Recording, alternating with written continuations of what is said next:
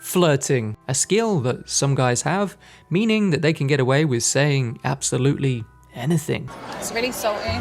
It's really salty. Meanwhile, those of us that are a little introverted I have the ribeye steak, please, well done. need to understand there's a few do's and there's a few don'ts. You're not pregnant, are you?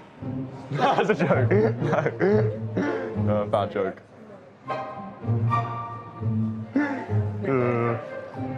So in this video, I'll share with you the 2 biggest mistakes that guys make that instantly kill her attraction. My name's Danny. Once shy and socially awkward, I've now become, dare I say, a more confident and charismatic version of myself. And since 2017, I've been helping young professionals level up their image and social skills so they can finally have the dating life that they want. Helping guys just like Steve here and many others just like him. So if you're somebody who's naturally a little shy around the ladies, there's gonna be a 98% chance you're making one of these 2 mistakes. So I'll share with you how to fix them to ensure you can finally master the art of flirting. Now, most introverts and guys that are super logical can often kill attraction by asking the wrong questions at the worst time. So we're actually going to look at a real world example to show you exactly what I mean. And all respect to this gentleman here, I'm certainly not trying to criticize him or give him a hard time. It's more so for educational purposes. Hey, excuse me. You have this really Asian? You have a very Asian but Latina look. I couldn't figure out where you were from. So we can see from her reaction, she's a little bit bewildered to why he's asking where she's from. Now imagine he'd said something like, "Excuse me, I don't know how anybody can look so good just strolling through the mall. You've got such a chilled, relaxed, feminine vibe going on." You can imagine that her reaction to this would have been a lot warmer. Why? Because it would have stirred up an emotional response of positivity, anchoring her into a positive state. I couldn't figure out where you were from. Ecuadorian. Now he repeats back Ecuadorian, but what would have been way more playful and flirty is if he had come back with Ecuadorian. Ecuadorians are my favorite. Again, we can assume that she would have had maybe a little bit more of a warmer response to this. But instead, what does he say? You live in Miami now or what? And this question here again just feels too logical and random because, okay, yes, it's related to the fact that she's Ecuadorian and that's the conversation topic, but we can see that it's still not quite hitting the mark with her. So the big mistakes he's making is, number 1, he's too logical too quickly. And number 2, his intentions are not clear. And if your intentions are not clear, it's going to create confusion. Confusion is not polarizing, and lack of polarization means lack of attraction, and lack of attraction means no wife for you in 2025. Where are you from?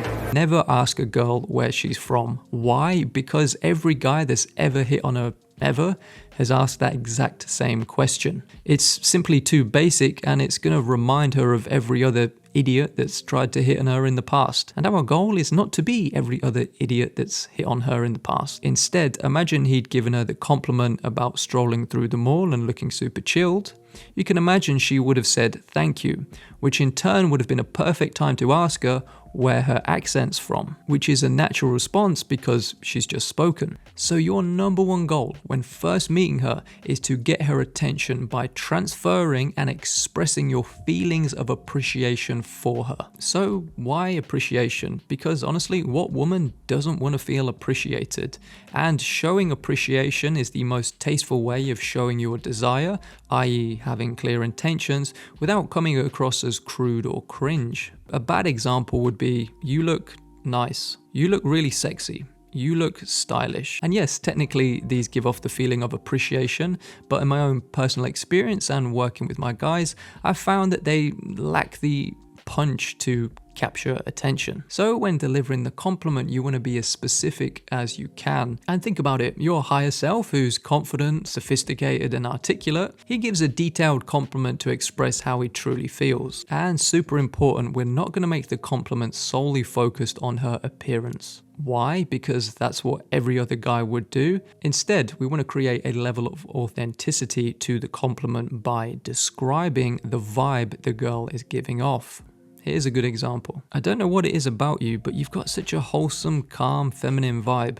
I was thinking, wow, who is she? because strong verbal communication suggests intelligence, and if nothing else, it just sounds way smoother. And she's going to feel appreciation towards you, meaning she's anchored in a positive state, meaning the interaction's off to a good start, because now logic is no longer our enemy and our intentions are clear. Then after the compliment, we can assume she's going to say thank you, which is the perfect time to ask her, where's your accent from? And just like that, you've got her attention and interest. Then as the interaction progresses, you just seesaw between 50% fun and flirting and 50% getting to know you and follow-up questions. So that's the end of this one. As always, thanks for giving me some time, and tell me your thoughts in the comments below. And if you're an introvert, busy professional, or even successful entrepreneur who's maybe struggling a little bit with their dating life, why not jump on a call with me? I'm here to help.